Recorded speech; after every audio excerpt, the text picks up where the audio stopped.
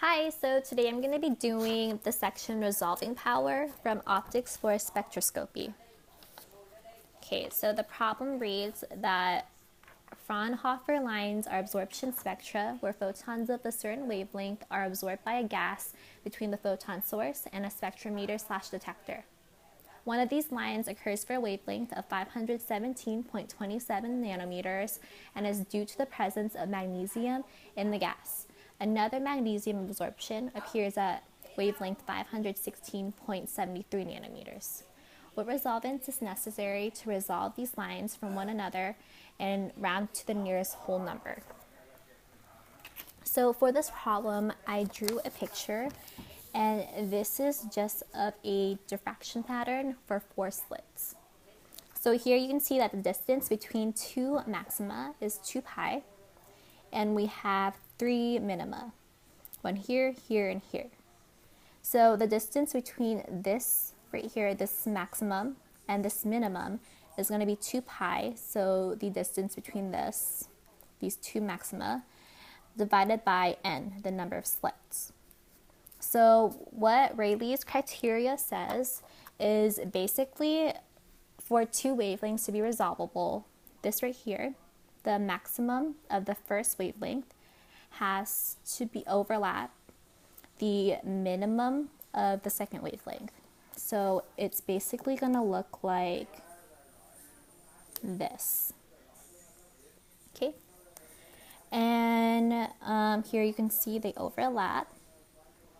And from that, we get this equation, which basically tells us that in able for two wavelengths to be resolvable, the difference are the distance between the maximum and the minimum of a wavelength, which is 2 pi divided by n, has to be lesser or equal to the distance between the two new maxima of the two wavelengths, which is 2m times pi times the change in wavelength divided by the wavelength.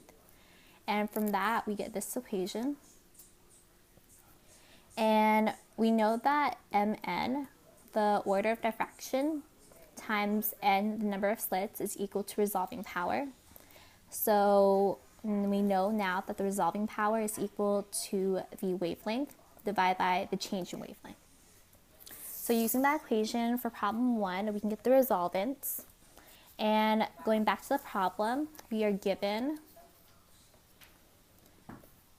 the wavelength, or the two wavelengths, and we have to find the resolvents. So we're going to use the equation that we just saw, and we're just going to plug in the numbers. So plug in the 516.72 and the 517.27 nanometers, plug it into the equation, and you're going to end up with 957 after rounding it. So that's the resolvents for this problem.